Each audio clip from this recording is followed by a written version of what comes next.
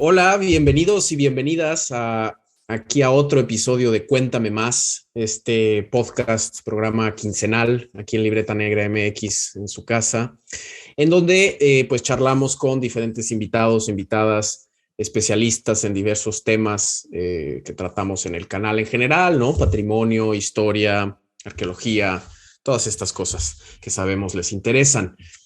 Los invitamos, si aún no lo hacen, a que nos sigan en nuestras redes sociales, así nos encuentran como Libreta Negra MX, y también nos pueden apoyar a que sigamos haciendo nuestras labores de divulgación a través de Ko-fi y de PayPal, y también compartiendo todos nuestros contenidos.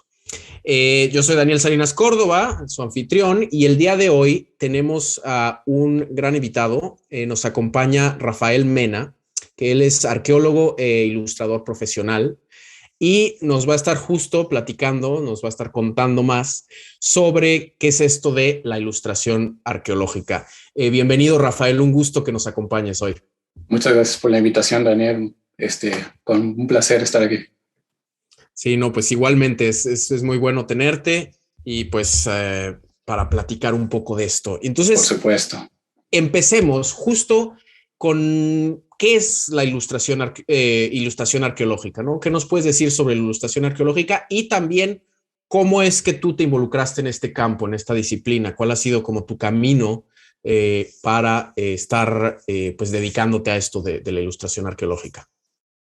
Bueno, pues la ilustración arqueológica es, en cierto sentido, un término un poco genérico. Abarca lo que se podría decir un género artístico, así como una disciplina específica.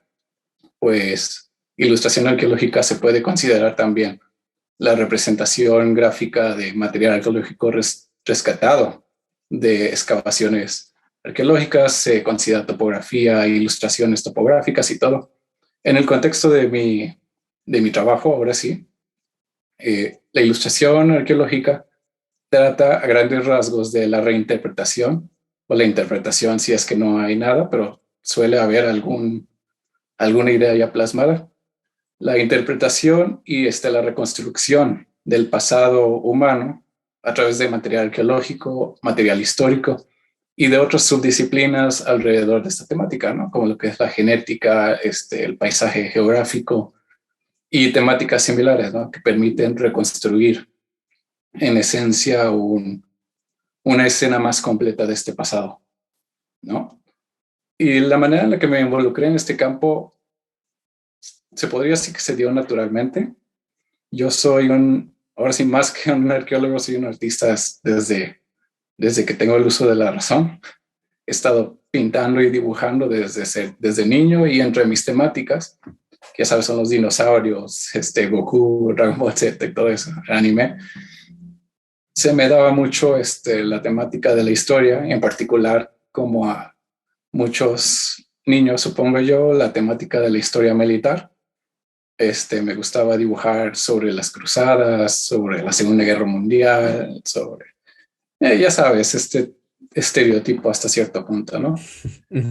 Entonces, esto era parte de mi cotidianidad. Y claro, cuando uno entra a la arqueología, y particularmente a la Universidad Veracruzana, que es una institución, pues, mesoamericanista, no creo que sea incorrecto llamarla así, pues me fue encaminando hacia el mundo mesoamericano. Entonces, al estar involucrado con esta información, particularmente con los mexica, pero abarcándose posteriormente al resto de Mesoamérica, pues fue natural que mi pasión por el arte se fuera inclinando poco a poco, o de hecho fue un poco rápido, hacia los mesoamericanos en particular. Entonces, empezando con la reconstrucción de guerreros y cosas así, yéndome más por otras temáticas más generales y así. Ok. No, pues sí, muy interesante como, bueno, este interés tuyo por el arte, por crear, dibujar, pintar, etcétera, luego se conjugó pues con los estudios en arqueología que hiciste y las temáticas que se cubrían, ¿no? Y eso al respecto, esa también es una pregunta, ¿desde dónde nos estás acompañando ahorita? Desde Jalapa, Veracruz, la capital del estado del Golfo ahí en México. Perfecto, perfecto. Muy bien, muy bien. Y en esto de la ilustración arqueológica, un poco lo mencionabas, como hay tanto el lado más artístico como el lado más pues técnico o científico, académico. Eh, para ti, ¿qué es más? ¿No? ¿La ilustración arqueológica es arte o es ciencia o son las dos?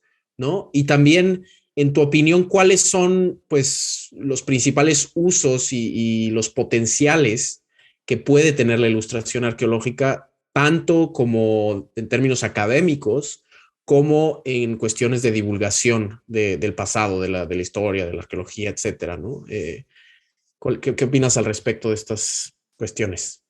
Pues mira, la ilustración arqueológica es necesariamente arte y ciencia a la vez.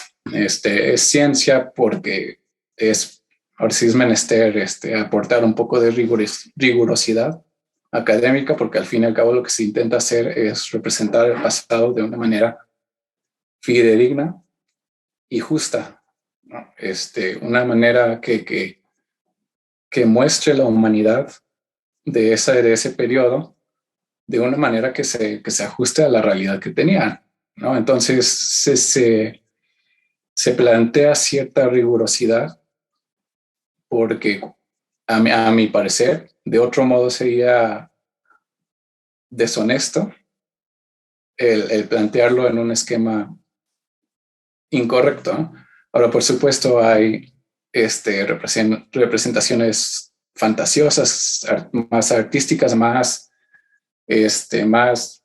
creativas en licencia Uh con -huh. respecto a Mesoamérica y con respecto al pasado en general, y se valen, por supuesto, pero yo creo que es importante tener un fundamento realista, correcto, ajustado a esta realidad histórica, para que a partir de ahí se pueda diversificar estas representaciones artísticas. Y es un tema en el que quiero abordar un poco más tarde.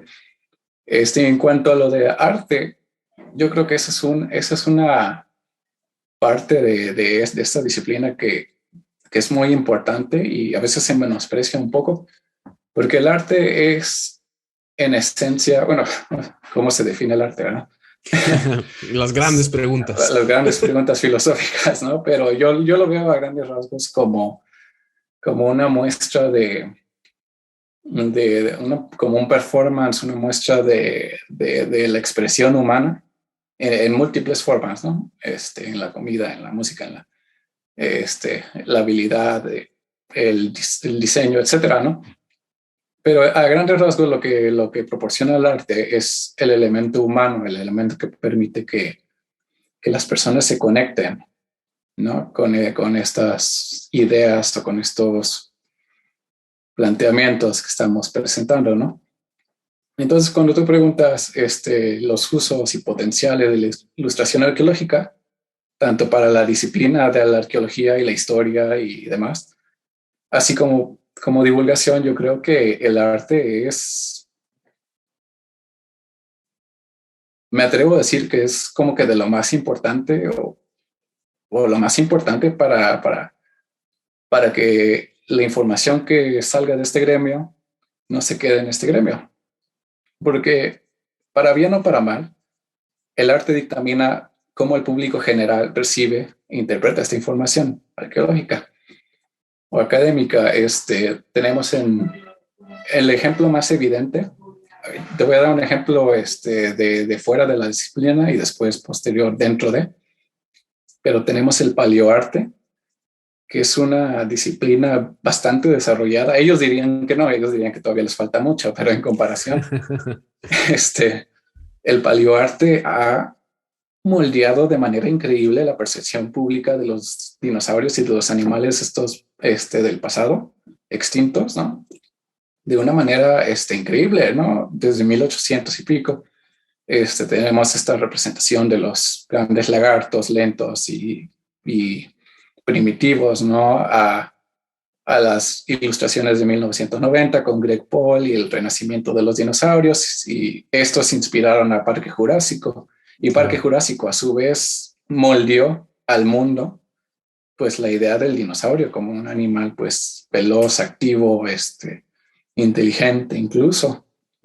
Y incluso ahora podemos ver en la representación de las plumas y estos extraños indumentos que tenían los dinosaurios o los animales estos, que casi a la fuerza, pero lo ha aceptado el público general, ¿no? Poco a poco, pero lo han aceptado. Todo esto gracias al trabajo de artistas diferentes, que se han empeñado en representar de manera precisa y de manera creativa, pues pasado, ¿no? Biológico, y que ha sido aceptado por el público general poco a poco. Entonces, en la historia, a manera general, ¿no? Muchos quizás no queramos ver o aceptar el hecho de que el arte ha moldeado nuestra visión del pasado desde mucho antes, ¿no? Podemos ver en Europa que artistas neoclásicos, barrocos, hasta academicistas, ¿no? Que tomen inspiración a Roma y a Grecia, Egipto y China y demás, ¿no? Y los reconstruyen a su manera, ¿no? No siempre es con rigurosidad, pero lo reconstruyen en su modo, en sus representaciones, y estos forman el modelo en el cual la gente veía estos paisajes en su periodo y se transmiten, porque el arte es muy autorreferencial, se transmiten a arte futuro, ¿no? Entonces tenemos artistas como Caravaggio o John Leon Jerome o Alexandre Cabanel que trabajaron en escenografía de Roma, de coliseos, de emperadores y demás, o Edward Pointer, que trabajó en Egipto, ¿no? Un orientalista. Y esta visión, junto al trabajo académico que estaba empezando a nacer en ese periodo, dieron una idea particular, no llamémosle correcta, pero particular, de este pasado, ¿no? Al público europeo y posteriormente al mundial, ¿no? Y podemos ver en el cine, ¿no? Y en la televisión, digamos, temprana, de 1930 a 50, ellos adoptan o toman de estas pinturas más que de la información arqueológica realmente, toman de estas pinturas y toman de estas representaciones y de estas estatuas y de estos elementos gráficos para hacer su escenografía y para representar el mundo, ¿no? En Ben-Hur o esto es múltiple Espartaco, ¿no? Y estas películas cincuenteras, ¿no? Que toman de estas representaciones del pasado y a su vez inspiran representaciones posteriores, ¿no? En los 60, en los 70, en los 80, ¿no? Podemos ver en Gladiador, en Centurión y en La Última Legión, ¿no? Hay muchas películas de Roma, ya sabes, es lo más común. Pero toman inspiración de estas películas anteriores y de este arte anterior, así como información nueva y arte nuevo, ¿no? Entonces, en el caso de Roma, que es el ejemplo predilecto, simplemente por repetición, ya vemos cosas como la Lórica Cimentata, vemos cosas acercadas. Ponle que no es lo más preciso, pero es muy acercado y deja la representación mesoamericana, la deja muy atrás. Porque pues vemos, así mismo como pasó en Europa, pasó aquí en México, ¿no? Con el auge nacionalista mexicano, ¿no? Con pintores similares, como José María Jara, como Rodrigo Gutiérrez, como el mismo Diego Rivera o Hernández Xochiotzin, algo así, se me olvida el nombre, es tlaxcalteca, que hace los murales, que están en el Palacio de Tlaxcala. Sí, sí, sí. Ellos representan a partir de los códices y a partir de la iconografía prehispánica y a partir de la investigación que se estaba naciente académica, ¿no? Y recrean estas escenografías del mundo prehispánico que si uno las mira, pues tienen muchas fallas, es cierto, ¿no? Pero pues muestran un mundo colorido y bastante auténtico. ¿no? Por no decir realista tal cual, ¿no? Y lo que pasa es que, y aquí es donde hablo que para bien y para mal, ¿no? Para mal en los 50, alrededor de esa época, se empieza a crecer este movimiento de danzante, conchero, neomexica, de nueva era, ¿no? Que tienen esta representación pues muy estereotipada y muy naciente pues de estereotipos de los indígenas del norte de Estados Unidos y de representaciones, eh, no sé cuál es el término concreto, disparejos de los indígenas, ¿no?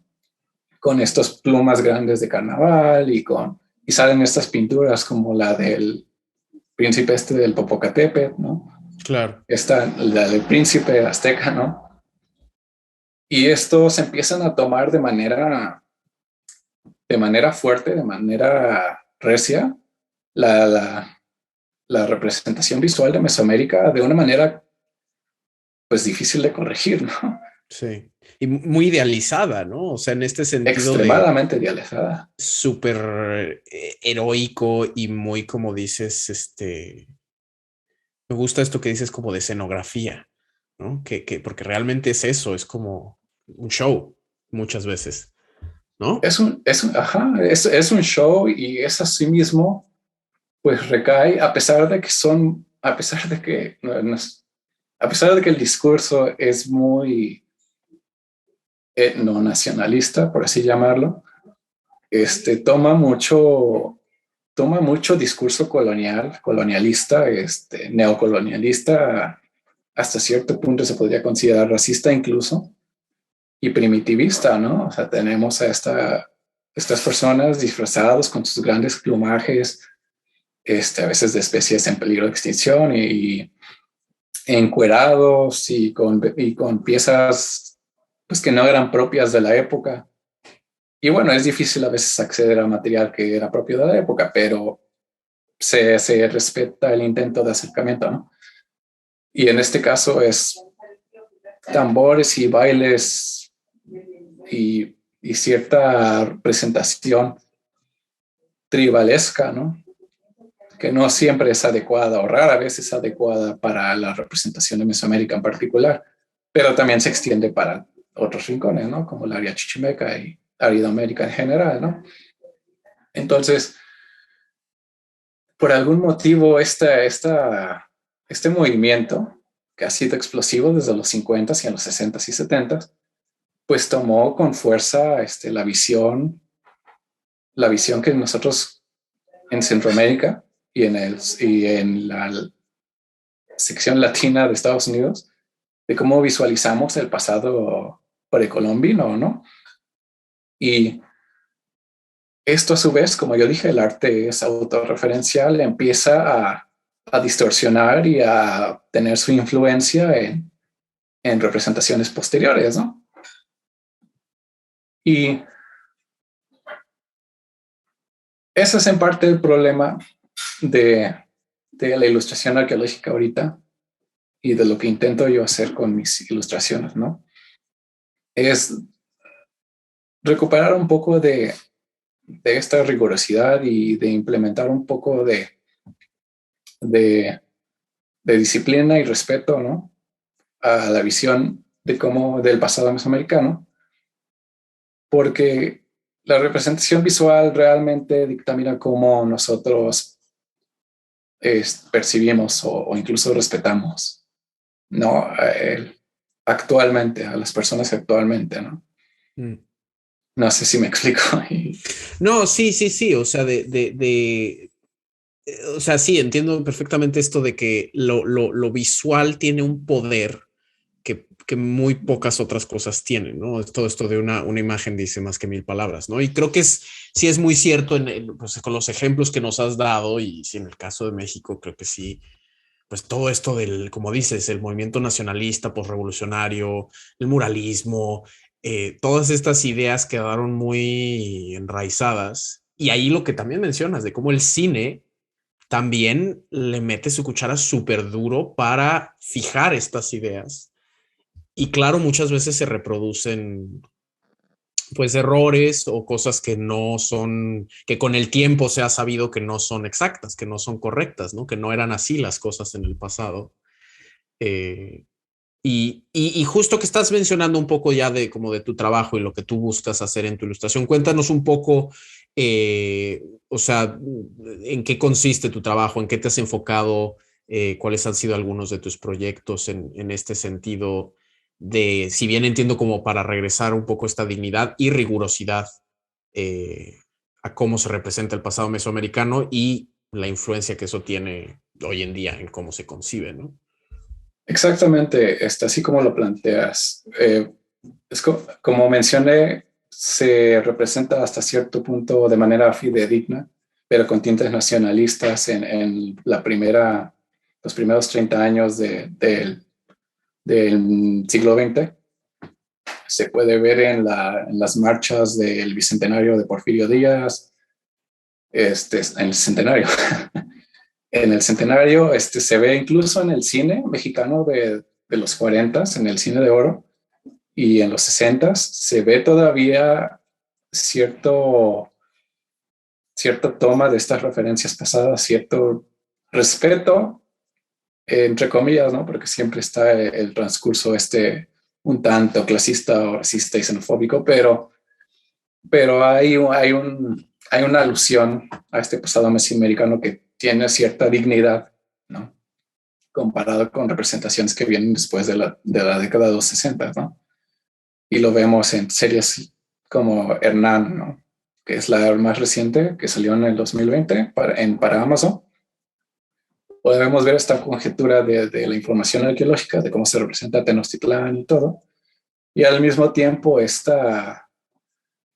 pues indigna representación de los mexicas, así con ropa destrozada, y, sucia, desalineada, con grandes plumas sin organización y todo.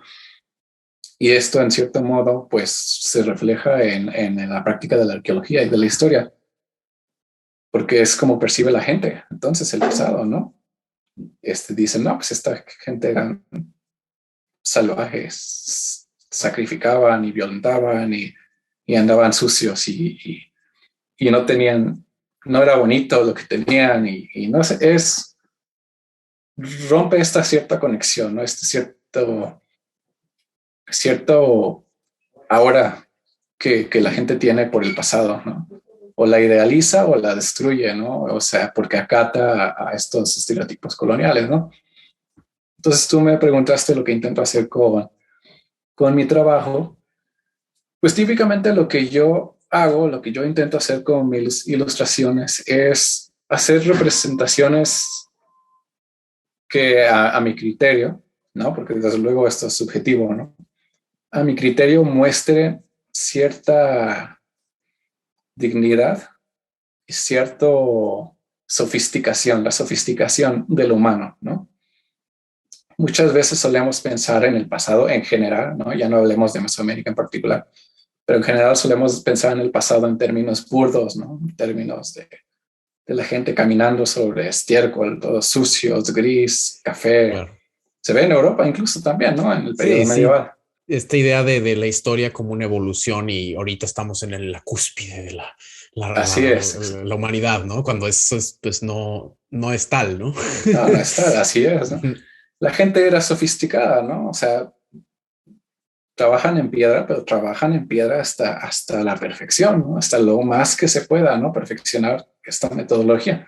Madera, pluma, piel, pincel, metal, lo que sea, ¿no? La gente trabaja dentro de sus medios, pero trabaja hasta el máximo auge artístico y cultural que se permite, ¿no? Pienso yo. Entonces, al hacer mis representaciones, yo intento transmitir esta dignidad de manera.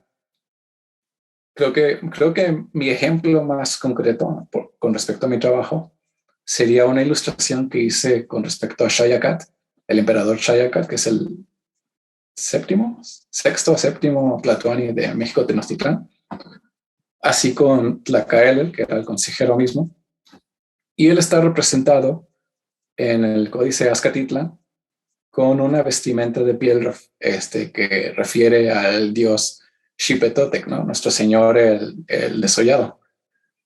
Y trae encima una piel humana.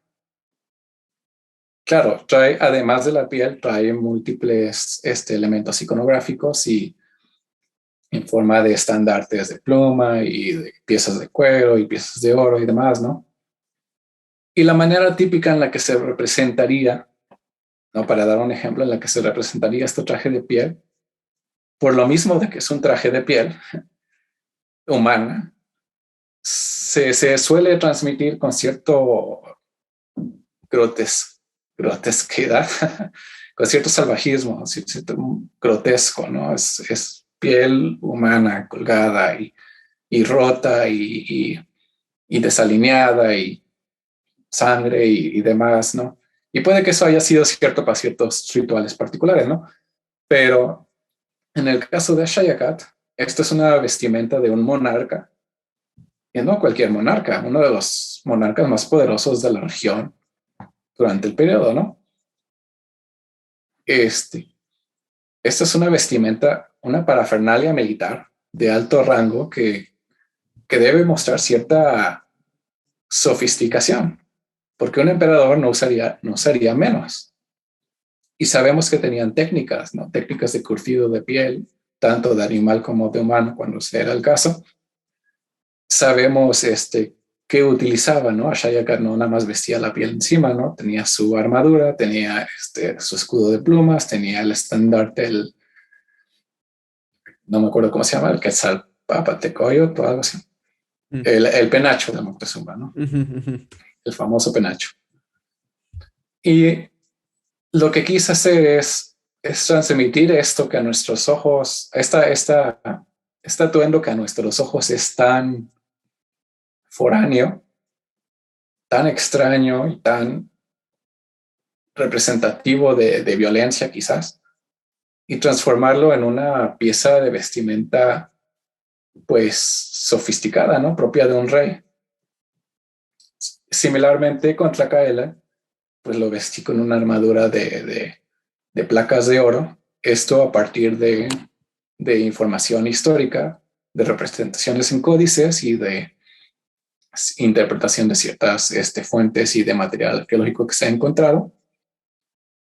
Pero el punto es para dar una visualización de los mexica, en este caso, como una gente, pues en la cima del juego, ¿no? Con respecto al arte, con respecto a la cultura, con respecto a su propio porte, ¿no? Uh-huh. Ok, sí, no, pues qué interesante, sí, como, pues sí, justo como en tus labores sí piensas mucho y hay una profunda reflexión del impacto que quieres que tus creaciones tengan, ¿no? Y justo tomando en cuenta todo esto que nos has considerado, que nos has considerando y tomando en cuenta todo esto que nos has comentado, ¿no? De cómo pues las imágenes y lo visual tienen una fuerza impresionante para moldear percepciones que se tienen, ¿no? Entonces, esto es muy, muy interesante ver un poco como las intenciones y todo este proceso que hay detrás de la creación. Y un poco en el sentido de la creación, ¿cuáles son tus medios? ¿Es ilustración digital la que haces tú? O o sea, con, no sé, acuarela o lápiz o como una mezcla. ¿Cuál es, ya ahora sí, desde el punto de vista técnico pero artístico, cuál es el proceso, digamos, detrás de tus obras? Típicamente trabajo de manera digital. He abarcado tradicional, típicamente óleos, a veces papel carbón, pero mi metodología es digital, me permite mucha fluidez en cuanto a hacer cambios rápidos, cambios drásticos, porque suele ser que uno está investigando tanto antes como durante el proyecto y suelen surgir cambios, suelen surgir datos que no teníamos presentes en el momento de hacer la ilustración. Y lo digital permite cierto dinamismo, ¿no? En lo que se puede hacer. Trabajo en un programa que se llama ArtRage, que es un simulador de óleo, así como programas como Photoshop. Así como otros programas cuando es el caso, de reconstrucción en 3D, típicamente para escenografía de ciudad, ¿no? Escenografía de construcción urbana, ¿no? Donde la perspectiva y la luz y la sombra, todo juega su rol en cómo se desempeña la escena, ¿no? Claro, claro. Sí, ok, no, pues sí, súper interesante ese aspecto. Y claro, tiene mucho sentido esto de pues las oportunidades que te brindan las herramientas digitales de justo poder modificar conforme vas pues haciendo la investigación. Y un poco en ese sentido también, cómo cuéntanos un poco sobre justo tu investigación iconográfica. Ya has mencionado algunas cosas, ¿no? De, pues sí, la arqueología, los códices, pero ¿cómo es si vas a dibujar una escena de, no sé, un personaje histórico, como en el caso de la pintura que nos contabas, o una escena pues, alguna otra cosa del pasado? ¿Cuál es tu proceso para saber exactamente, pues, justo lo que mencionabas, cómo representarlos de una forma fidedigna en tanto a lo que llevan puesto, los fondos, todo esto? ¿Qué tipo de investigación iconográfica hay detrás de tus trabajos? Tuve la suerte cuando entré a la facultad de ya ser un artista, ya estar enfocado en pintar estas temáticas históricas y y por fortuna, en cierto modo, mi técnica artística se fue desarrollando conforme a las capacidades de crítica y deducción que intenta fomentar la facultad en la carrera, ¿no? Entonces, típicamente la manera en la que suelo abordar estas pinturas es una investigación un tanto exhaustiva y crítica, muy similar a lo que se hace en la arqueología, pero quizás con un enfoque más hacia lo que es aparentemente visual, ¿no? Y es buscar fuentes históricas que frecuentemente son coloniales, ¿no? Representaciones iconográficas, representaciones esculturales prehispánicas, precolombinas, ¿no? Hablando de relieves, hablando de pintura mural, material arqueológico concreto que hemos encontrado.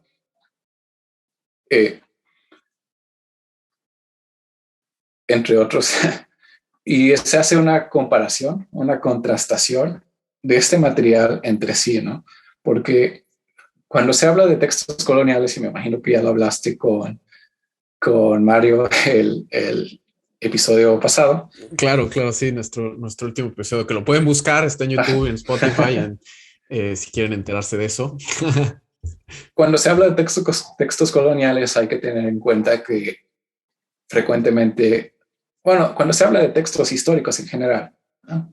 Hay que tener en cuenta que el autor tenía imparcialidades, tenía información incompleta, tenía una visión incompleta de la realidad, ¿no? O sea, lo que él ve no necesariamente es lo que era, sino es lo que él vio. Tenemos mentiras activas o mentiras pasivas, narrativas que nos intentan vender, ¿no? Pero asimismo hay, y eso lo hay que desglosarlo, ¿no? Cuando estamos haciendo contrastación con el material arqueológico actual. Entonces hay que ser hasta cierto punto crítico, ¿no? Pero siempre con un fundamento real para pensar, esta persona quizás no estaba viendo las cosas de la manera correcta, ¿no? O de la manera real, o no sé cómo uno lo alinee, ¿no? Entonces, en el caso de, digamos, una reconstrucción de la representación visual de un personaje histórico, tenemos muchas fuentes, como lo que es Álvaro Tesosomoc, en el caso de los mexicas, Álvaro Tesosomoc, tenemos a Fray Durán, que todos vienen de una misma fuente, la Crónica X. Tenemos otros cronistas como Xochitl, Chimalpain, Sagún, Cortés, Bernal Díaz del Castillo, ¿no? Cada quien con su agenda, cada quien con su propia visión del pasado, ¿no? Obviamente los autores mexicas tenían su propia visión, su propia narrativa que vender a los españoles, igual los aculúas y los tepanecos y demás. Cada quien quería vender, pero entre estas narrativas se cruzan y hay una línea, una verdad, llamémosla, que trasciende todos estos textos, ¿no? Y al mismo tiempo se contrasta con la evidencia arqueológica. Muchas piezas, algunas que están en el extranjero, otras que están aquí, otros que salen mismo en proyectos arqueológicos, que nos dan o que le dan una visualización, ¿no?, a esto que tenemos en el texto. En el caso de Tlacaele, tenemos en Tezosomoc, él nos menciona cuando los mexicas están rebelando contra el liderazgo de Azcapotzalco, le mandan, a través de Tlacaele, le mandan al rey, a Masla, le mandan un ungüento de muertos, ¿no? Si tú ya estás muerto prácticamente, esa es una declaración de guerra. Y en respuesta, Masla le entrega una armadura a Tlacaele. Dice, esto es lo que vas a utilizar, ¿no? Es como que nuestra ceremonia de respuesta a la guerra y después te vamos a matar. Y ahí describen, ¿no? La armadura está hecha de oro, una armadura dorada, un casco de Iztacoliuqui y un escudo con la divisa de este mismo dios y una macana, ¿no? Un espadarte de madera que entendemos por el macuahuitl. Ahora, sí, y este es el ejemplo al que suelo irme porque es como que representativo del proceso. Si comparamos en el Conquistador Anónimo, él entre su descripción del armamento mexica, está en la batalla de Otumba y la Noche Triste, él describe a los señores vestidos, entre otras cosas, con una armadura, un iscahuipil, y encima un jubón, que es una camisa, una blusa, ¿no?, de guerra, con placas a manera de malla, pero de oro. Ahora, obviamente no era malla. La malla son circulitos de acero entrelazados, ¿no?, y picados, y esto es una armadura muy típica del viejo mundo, pero que no se encuentra en el nuevo, por el simple hecho de que no se trabajaba el hierro a manera tan, llamémosla, industrializada, ¿no? Pero también este traje de placas, este jaco de placa que le dice el Conquistador Anónimo, se refiere a sí mismo a un traje que está por dentro, superpuesto por placas de acero, puestas así, ¿no? Y eso sí se ve en la América. Se ve particularmente entre los moche, ¿no? Entre el entierro que se encontró en Zipán, el señor de Zipán, ¿no? Se encuentra, no es una armadura porque no puede ser una armadura, es oro y es cobre. Entonces realmente no sirve para proteger, pero son señores. No se están protegiendo, se están... Sí, es para el estatus. Ajá, es para el estatus, están como pavos reales, ¿no? Entonces, usando esta comparación, no estamos hablando de placas, ¿no? A manera de cadena, a manera de malla, pero hecho de placas de oro. Entonces te da a entender eso, ¿no? Y también tenemos en códices, en el lienzo de Tlaxcala, si uno se fija atentamente, la vestimenta de los tlaxcaltecas es muy específica. La vestimenta de plumas se representa de una manera muy concreta. ¿No? Se muestran unas rayitas, a veces muy ligeras, a veces no se muestra, a veces se muestra sombra de colores, ¿no? Ahora también entendemos que el lienzo de Tlaxcala hay muchas variedades, ¿no? Pero el principal que todos conocemos, el de Ilñez, creo, ese es hasta donde entendemos el más cercano al original que había en el municipio de Tlaxcala. Es muy específico en cómo muestra a los guerreros, ¿no? Entonces muestra a los que están emplumados de cierta manera, a los que tienen Ixcahuipil de otra manera, a los que tienen, digamos, un escamado. No sabemos si es de cuero o si es de pluma también, pero es diferente porque lo muestran diferente. Lo muestran de cierto modo y hay una representación solo una, de un noble tlaxcalteca con un estandarte de vaso de pulque y trae su armadura de manera encuadrada. Y es la única representación así en todo el lienzo de Tlaxcala. Y hay un montón de batallas en el lienzo de Tlaxcala. Sí. Y es la única que muestra este cuadriculado, que casualmente se ve idéntico a lo que está descrito en las fuentes, tanto la del cronista, el conquistador anónimo, como el Álvaro Tesosomoc. De las Podría placas. ser una armadura de oro, ¿no? Y cuando digo una armadura de oro, obviamente, estético, no sirve una función defensiva. También tenemos en los tributos que entregaron a Cortés, si no me equivoco, que viene acompañando, son los que vienen en un códice de Huejotzingo, creo, si no me equivoco, una serie de placas de oro que se manejan que son para tejer. ¿Para tejer a qué? No sabemos. Nada más son cuadritos de oro, son láminas de oro y son varios. ¿Qué será? Puede ser eso. Entonces, Sí. no es, digamos, evidencia concreta de una armadura dorada, ¿no? Pero es un acercamiento plausible en base a la evidencia contrastada y realmente creo que hay un argumento fuerte para decir que los señores vestían así. Si lo mencionan los españoles, si lo menciona Tesosomoc y aparece en el códice y aparece en una matrícula de tributos, ¿por qué no pensar que este es Claro, representado así, no? claro. Sí, sí, sí. No, y justo, o sea, este ejemplo es bien, bien interesante de pues cómo justo contrastas las fuentes, recolectas los datos, los comparas y también tú como artista, como creador, sí tomas una decisión, ¿no? Pero con sustento, que es muy similar en su modo a lo que hace un historiador o un arqueólogo cuando Así es, interpreta el pasado y genera una narrativa. La diferencia es que lo que tú estás generando son narrativas visuales, no escritas. precisamente. Entonces es súper interesante ver el proceso, ¿no? Detrás de tus piezas. Eh, Y claro, y, también hay mucha variedad y hay mucha más información de dónde tomar de lo que solemos pensar o lo que solemos aceptar. Mesoamérica era una región grande, pero era interconectada de una manera en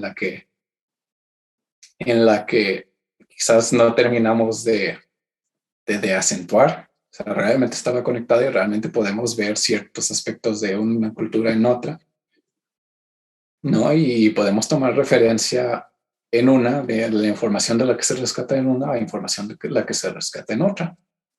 Entonces, podemos ver atuendos, podemos ver en ciertos figurillas del área maya, de la zona de Jaina y figurillas de la costa del Golfo, del área de Remojadas, y así de Colima, ¿no? Entonces son tres puntos totalmente diferentes.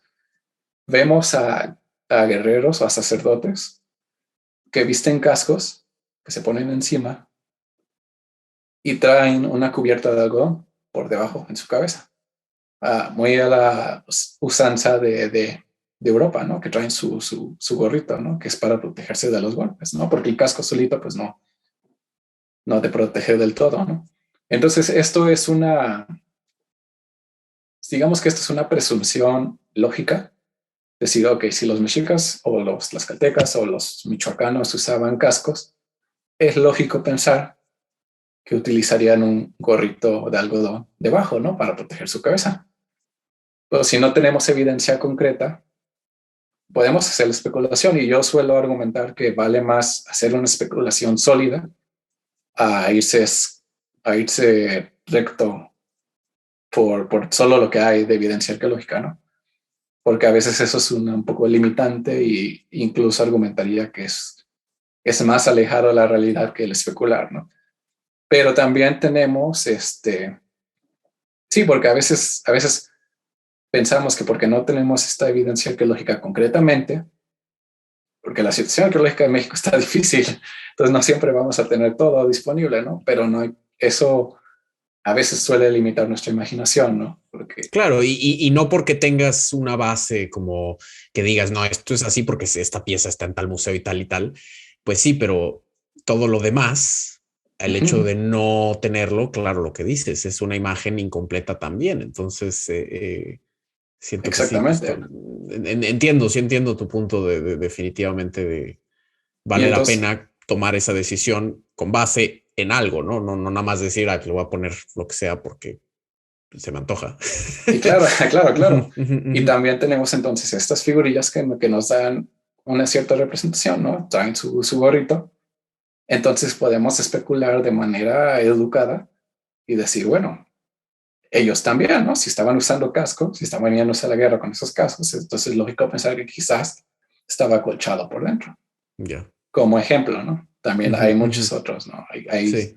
zapatos en Mesoamérica, no solo sandalias, hay armaduras de brazo, hay todo tipo de cosas, ¿no? Oye, y pasando un poco la siguiente pregunta, que es un poco regresando a lo que veníamos hablando hace ratito, antes de que habláramos de tu proceso específicamente, pero últimamente, o sea, en los últimos años, ha habido, a mi ver, una como explosión de nuevas representaciones gráficas y visuales, audiovisuales, muchas también, de justo el pasado mesoamericano. En cómics, en videojuegos, en series animadas, en demás, ¿no? O sea, se me ocurren, por ejemplo, el cómic de este Aztec Empire, ¿no? Que es un hecho por estadounidenses, Paul Guinan y David Hahn, o esta serie que también tuvo bastante, que yo no lo he visto, pero oí cosas interesantes, Onyx Equinox. Eh, ¿Qué opinas un poco respecto a estas nuevas representaciones populares del pasado y la arqueología mesoamericana?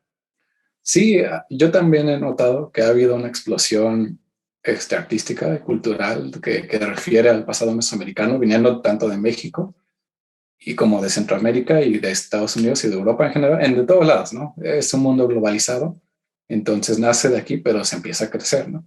Y he estado viendo por qué será, podría ser que realmente está creciendo un interés. Hay muchos divulgadores que están intentando, que están esforzándose en demostrar este fantástico mundo que tenemos aquí y que han tomado interés, ¿no? También un cierto cansancio por la repetición de mismas narrativas y el hecho de que estamos en un mundo globalizado, ¿no? O sea, ya en Twitter expone a todo el mundo. He visto artistas coreanos, japoneses, trabajando auténticamente con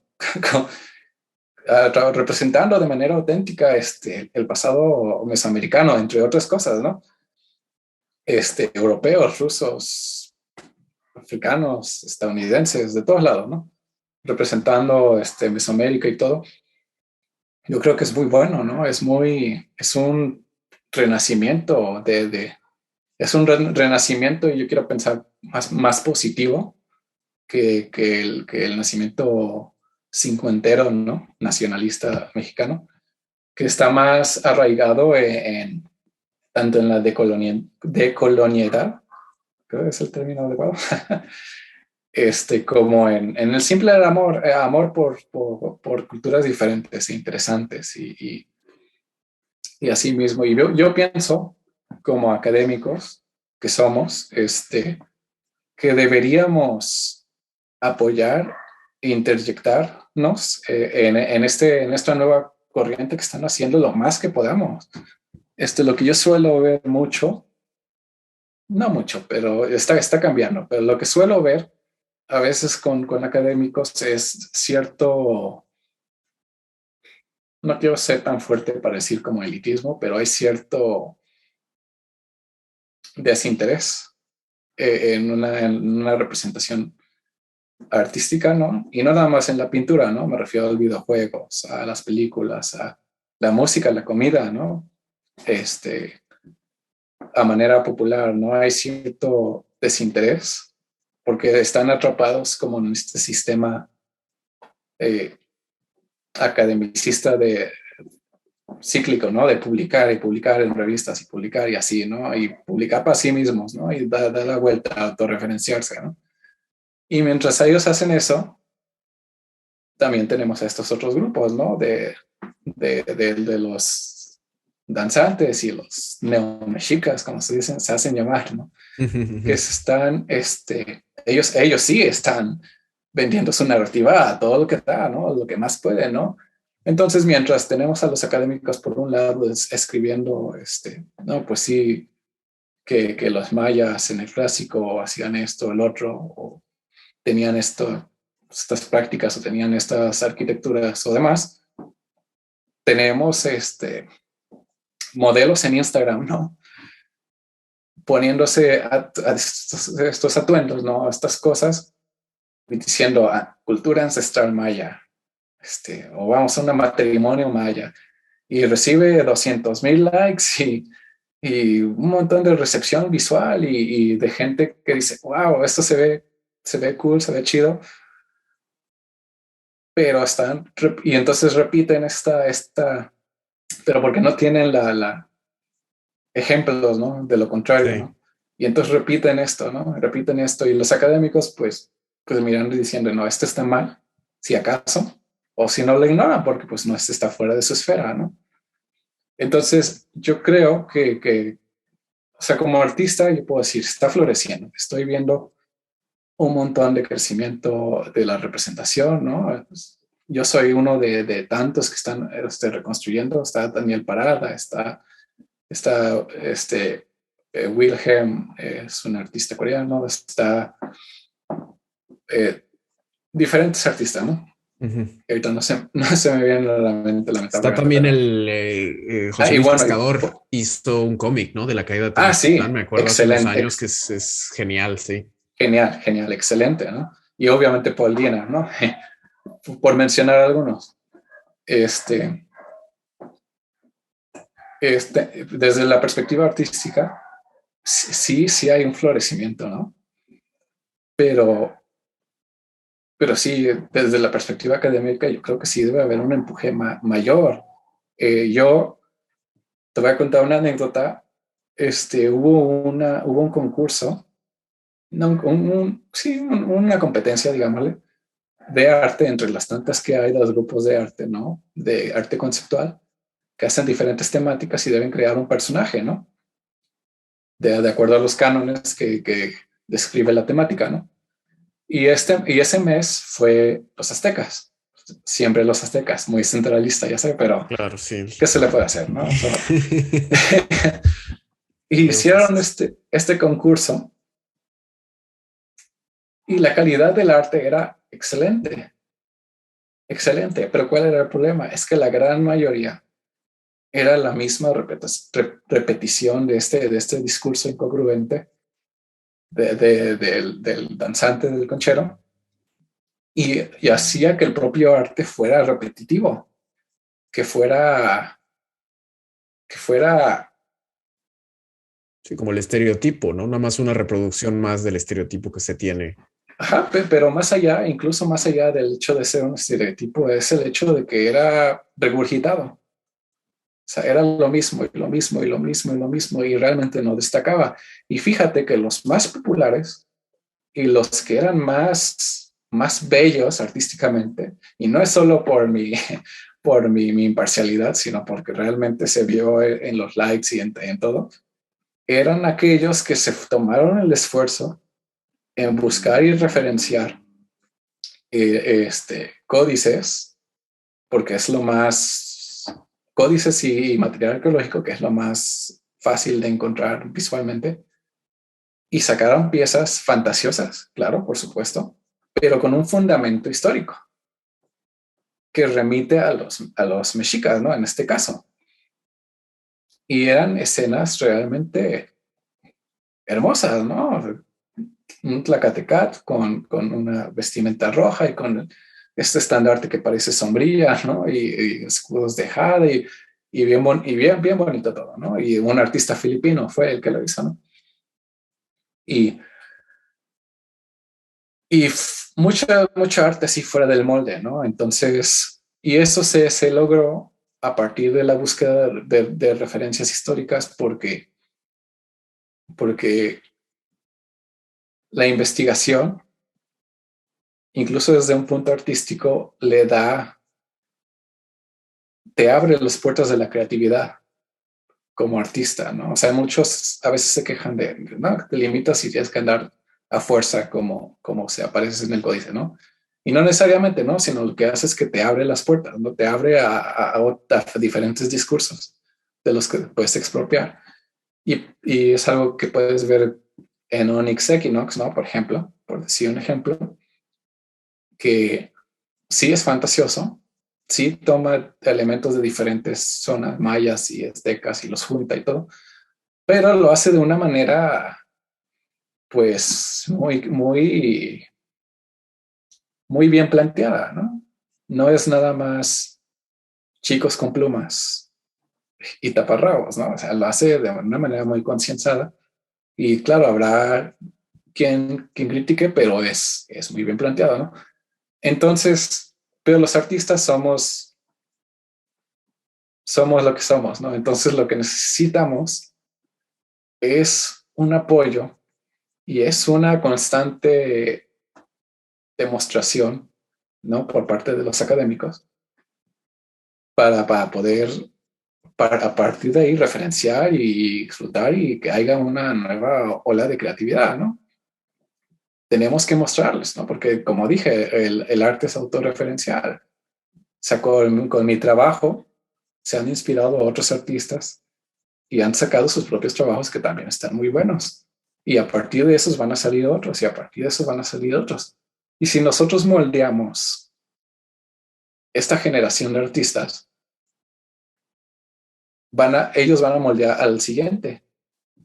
Y nosotros vamos a tomar un poco, porque es difícil realmente, pero podemos tomar un poco de control en cuanto a cómo se vende la narrativa esta del pasado precolombino, ¿no? Y quizás quitárselo, no sé, de estos vendedores charlatanes, ¿no? Y quizás encaminarlo, ¿no? Encaminarlo poco a poco y recuperar, así como lo hacen en Europa, ¿no? Que ya tienen una representación fidedigna de Roma, ya por el puro hecho de que tienen arte de a mil, de a un montón, y tienen juegos, y tienen Total War, tienen 1400 películas, tienen cómics, tienen videos de YouTube, centenares de videos de YouTube con respecto a Roma. Ya quien quiera hacer algo de Roma tiene referencias millones. O sea, se tiene que esforzar para hacer un mal trabajo. Eso es lo que quisiera para Mesoamérica. Sí. No, y se me hace muy, muy pertinente esto que mencionas de la necesidad que hay como de colaboración, ¿no? De tender puentes entre académicos, o sea, los que están trabajando pues justo con el material arqueológico, con las fuentes históricas o con etcétera, y los especialistas justo en representar ese pasado, ¿no? Eso se me hace sí básico y bueno, tiene mucho que ver con pues, la divulgación en general, ¿no? Que es lo que aquí en Libreta Negra MX hacemos y que ya pues, hemos sacado muchos diferentes programas, episodios y cosas hablando como justo de pues estas problemáticas que hay. Y claro, desde el punto de vista visual tiene todo el sentido de que es necesario también fomentar esas colaboraciones, ¿no? Para terminar, bueno, para ir cerrando, una última pregunta rápida, pero que es, creo, pertinente con esto de la reproducción de la arqueología, es, o sea, ¿qué opinas respecto a el control, por así decirlo, que el Estado mexicano tiene sobre la reproducción y los usos de piezas arqueológicas? O sea, en la Ley Federal de Monumentos y Zonas Arqueológicas Históricos y Artísticos e Históricos, en el artículo 17, se estipula, ¿no?, que para uso comercial se necesitan pagar derechos de reproducción de imagen y pues está eso, ¿cómo ha sido tu experiencia y qué opinas respecto a esto? O sea, esto aplica? Yo no sé o sea, sé que por ejemplo para grandes producciones de tele, de cine, etcétera, pues claro que se tienen que cubrir esos derechos, pero en cuestión de arte, de pinturas, ¿cuál ha sido tu experiencia o qué nos puedes aportar en ese Mira, sentido? mira, es un tema complicado porque de manera habría que elaborar en el propósito de esa ley, ¿no? Porque ¿qué implica realmente proteger los derechos de autor de patrimonio nacional, ¿no? Nacional, para empezar, ¿no? O sea, eso, ¿cómo se justifica que este material perteneciente a culturas que nada que ver con México actual como nación sean patrimonio de un Estado nacional político actual, ¿no? Y sí, tenemos el discurso, ¿no? De que pertenecen a todos, ¿no? Como un público general. Y entonces, ¿cuál es el propósito de limitar el público general de utilizar de estos materiales, ¿no? Si no son del Estado, realmente. Ahora, quizás en un sentido, hablando de esta problemática del tráfico de materiales arqueológicos y de la reproducción de falsificaciones, ¿no? Quizás tenga cierta legitimidad. Digamos, está prohibido hacer falsificaciones de las piezas arqueológicas. Y en ese sentido, pues le doy cierta razón, aunque considero que si ese fuera el caso, podría ser mucho más específico, sin sacrificar el tener que sacar licencias para representaciones pictóricas y demás, ¿no? O sea, lo puedo comprender, digamos, si estás haciendo reproducciones, y eso hasta cierto punto, ¿no? Para representaciones pintóricas o culinarias o musicales o demás, a mí se me hace realmente que no es favorable, no es correcto, no es bueno. Y francamente, es quién lo impone o quién impone la autoridad sobre ese tipo de reglamentos. Porque al hacer una pintura, uno está haciendo una reproducción del pasado, no necesariamente de una pieza particular, ¿no? En el caso de la pintura, este, no tenemos la pieza de piel de Shayakat, ni tenemos esta armadura de oro, no tenemos tilmas, no tenemos maslas, no tenemos sandalias, pero no todas creo que son de Oaxaca. Y nos falta un montón de cosas, ¿no? Estamos sacando interpretaciones a partir de registros iconográficos y a partir de documentos históricos. O sea, a Claro, partir todo lo que nos contaste. Ajá, entonces ¿cómo se maneja eso? ¿Cómo se considera eso una reproducción? No me parece, ¿no? No me parece pertinente ni adecuado. Francamente, no me parece útil, ¿no? Porque con esta problemática que tenemos del tráfico, con cómo está el INAH y actualmente mientras hablamos, parece como querer tapar el dedo con el sol, tapar el sol con el dedo. Y más que nada lo que hace es dañar la creatividad y la capacidad de representación, ¿no? Tenemos actualmente un creciente mundo de recreación mesoamericana, ¿no? Que es el reconstruir arqueológicamente, como arqueología experimental, reconstruir este material arqueológico, ¿no? Entonces, armaduras, macuau y todo, y tilmas y demás, ¿no? Y aunque ahí se maneja más esto, lo de la reproducción, de dónde lo estamos reproduciendo, ¿no? Son interpretaciones propias. O sea, apenas encontramos un macuau y apenas se deja ver en el museo, ¿no? Entonces, ¿cómo poder decir que es una reproducción de eso? Claro.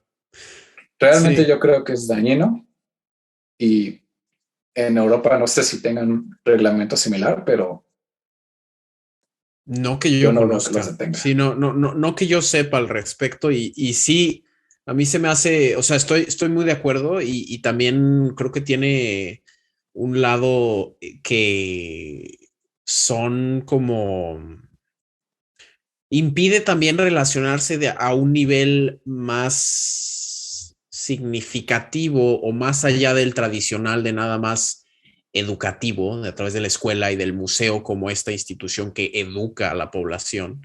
Eh, este tipo de controles evitan justo estas relaciones significativas que se pueden tener con el patrimonio o con el pasado, ¿no? Que el arte es una de, pues es como ya bien nos has mencionado, es una forma fuertísima de relacionarse con las cosas, ¿no? En este caso, pues sí, con la herencia cultural y el patrimonio arqueológico, el pasado, etcétera, ¿no? Entonces sí, estoy de acuerdo y pues sí es curioso y también esa ley siento que no se aplica, o sea, si se aplicara al pie de la letra, pues no tendrías nada y eso sería completamente terrible, ¿no? Pero sí Imagínate siento que tantos murales de Tlaloc que hay y ya sí, no, sí, ya no. sí, exacto, ¿no? Y lo justo lo que bien mencionas tú, cómo delimitas, ¿no? O sea, ¿qué es una reproducción? Es necesita ser tal cual la pieza del museo o de la zona arqueológica, pero sí es una interpretación, ¿no? Porque sí viene, ¿no? En la ley de derechos sí se aplica para reproducciones directas o elementos modificados, ¿no? Según, Así es. pero sí, no, bueno, es un tema, ¿no? Y bueno, me interesaba un poco, sí, saber tu opinión al respecto y sí, pues estoy muy de acuerdo con lo que nos mencionas. Y claro, tiene la mención de que sí es con fines lucrativos, ¿no? Que sí, siento que ahí también pues algo puede haber, ¿no? Porque sí entras ya en temas no sé, apropiación cultural y demás cosas que ahorita no nos da tiempo para discutir, que sí son muy importantes, pero sí Claro, eh, sí, hay muchas cosas, ¿no? También como decías de esto de, pues, a quién le pertenecen estas cosas, ¿no? Y si es nuestra herencia y es de todos, pero entonces, ¿por qué no podemos usarla todos? Pero, no, pero bueno. por Eh, supuesto. y bueno, ya nada más para terminar, para cerrar, ¿qué, pues, cuáles son tus planes o algún proyecto actual en el que estés trabajando? ¿Qué proyectos tienes a futuro? Pues de momento, mientras estamos hablando, estoy trabajando en un proyecto para el youtuber. Stefan Milo es un youtuber arqueológico de origen inglés, precisamente. Este, y estamos trabajando sobre un video del Senado de Tlaxcala, ¿no? La representación de esta configuración política que al parecer podía tener el Altepedt, que conocemos como Tlaxcala. Creo que no le molestará que comente sobre el concepto, que debería estar saliendo en este mes con suerte. También estoy trabajando con el otro youtuber, Trade Explainer, que por cierto, todos estos videos van a estar subtitulados al español, ya de eso me voy a encargar. Que vamos a tratar sobre la diversidad civilizatoria, por ponerlo en término, de las Américas precolombinas, ¿no? Un poco combatir esta visión de la que hablamos, ¿no? Esta visión tribal, insofisticada, desconocida, sin historia, ¿no? De la América, ¿no? Intentar abarcarla de manera generalizada, pero intentando demostrar la diversidad cultural e histórica que hay en este continente, ¿no? Que es igual al viejo mundo, ¿no? Entonces vamos a estar trabajando diversas temáticas y en particular, y tampoco creo que le moleste que lo diga, este, voy a estar reconstruyendo la ciudad de Cahokia, que es una ciudad del Mississippi, del periodo de la región Mississippi del 1200 a 1300 y pico. Una ciudad grandísima, o sea, que está rival en competencia con cualquiera mesoamericana, que se encontraba, me parece que por Oklahoma o cerca de los Grandes Lagos, por la frontera de Canadá. Además de eso, estoy trabajando en un proyecto para un juego independiente que se llama Tlatoani y es un constructor de ciudades en 2D, que como Videojuego. un videojuego así es, Ujú. que como su nombre lo implica, es un constructor de ciudades que se centra en el centro de México. Entonces, culturalmente náhuatl, ¿no? por así decirle. Dando un poco de apoyo, tanto académico como artístico, ¿no? En la representación de la ciudad, de los edificios y de la gente, ¿no? Claro, estilizado hasta cierto punto, pero académico al fin y al cabo. Y otros proyectos que no puedo discutir, así como privados y personales, reconstrucciones de guerreros y de ciudadanos, de mujeres, de hombres, escenas, espero, tengo en mente, ya nada más por decir, esta escena de la declaración de guerra entre Tenochtitlan y Tlatelolco. Es una escena muy salida de Juego de Tronos. Si no lo has leído, te recomiendo que lo leas. Está no me acuerdo en qué capítulo, está Álvaro de Sazón, que básicamente se están mandando correos entre sí, está Shayakat y Mokiwis, se están mandando mensajes antagonistas, ¿no? Después de que hubo una pelea ahí, culmina en que Mokiwis le da un correo altanero a Shayakat, así lo perciben, ¿no? Se enoja Tlacaelen, dice, no, pues cómo se atreven, si yo fuera joven, yo iría ahí mismo y yo les diría que ustedes se van a morir, y es hasta, ahora sí les quería decir hasta de que se van a morir, y le mandan un correo, sigo diciendo correo, lo que es lo que es mensaje, ¿no? la mentalidad del siglo XXI, ¿eh? Un WhatsApp. Un WhatsApp. Sí, le manda un mensaje a Mokiwis, le dice, aquí está tu ungüento, aquí está tus armamentos, aquí está, te vas a morir. Se enoja Mokiwis, lo empieza a empujar al mensajero, llega un soldado, así te digo, salido de Juego de Tronos, llega un soldado de Tlatelolco, le da un corte, una rebanada, le corta la cabeza, agarra la cabeza, se va a la frontera de la ciudad, que está al lado, le avienta la cabeza y todos gritando, Tlatelolco, Tlatelolco, Tlatelolco. Sí, sí, está súper cinemático, Súper definitivamente. cinemático, o sea, Sí, cinemático. sí, Y sí. todavía Tlacael se sube encima de la pirámide, le grita a todos, ellos, tus enemigos, están aquí al lado, no tienen que subir montañas, no tienen que cruzar ríos, muéstrame su valor, ellos han hecho una gran injusticia, y todos gritando. Imagínate, vecinos echándose, Sí, ahora no, sí. pues sí. Sí, dramatísimo, ¿no? Y Sí, sí, sí. quisiera Bueno, enfocarme a grandes rasgos en escenarios así, ¿no? no, pues buenísimo, buenísimo estos proyectos. Estaremos al pendiente de estos videos que nos mencionabas y de estas otras pues ilustraciones. ¿Algo más que creas que se necesite mencionar que no hayamos tocado antes de ya cerrar el episodio de hoy, Rafael? Eh, Creo que abordamos, creo que lo que se va a hacer, bueno, menciono también que voy a estar, este es un proyecto a futuro, ¿no? Pero voy a estar trabajando en un libro ilustrado también del mundo mesoamericano, y se espera, todavía está concibiéndose, ¿no? Y manejando las diferentes temáticas que vamos a hacer.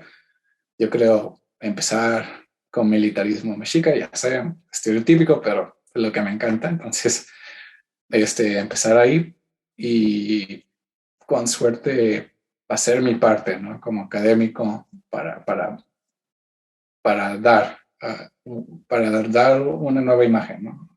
Al mundo mesoamericano. Buenísimo, pues sí, estaremos al pendiente también de eso, mucha suerte. Y bueno, pues para cerrar, queríamos ver dónde pueden conocer tu trabajo, ¿no? Nuestros escuchas, dónde te pueden encontrar, si tienes algún, pues redes sociales, portafolios, en qué plataformas tienes presencia. Estoy en Facebook, aparece como El Arte de Pedro Rafael Mena, que es mi nombre. Estoy en Instagram también, Rafael Mena, o pueden buscar, bueno, van a estar los links abajo, ¿no? Para que revisen. Sí. Igual Rafael Mena, busquen Arte Mexica, ahí va a aparecer, entre tantas otras cosas. Estoy en Twitter, que es Rafael Mena I, de ilustración, Rafael Mena I, o Rafael Mena, así como aparezco, si no me equivoco, Rafael Mena Illustration.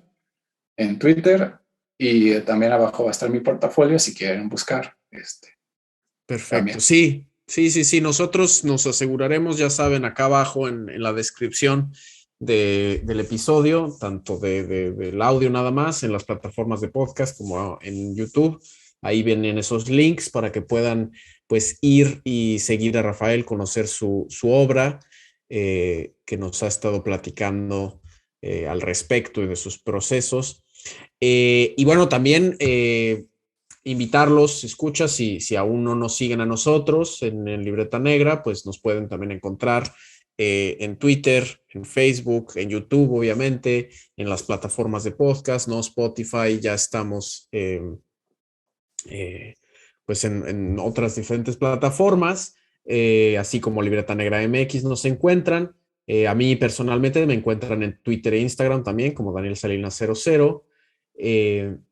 Y bueno, si gustan también apoyarnos más, pues pueden compartir este episodio si creen que le pueda interesar a algún amigo, algún familiar, a quien sea, para pues los proyectos de divulgación. Una ayuda enorme es compartir nuestros contenidos, ¿no? Para ayudarnos a crecer.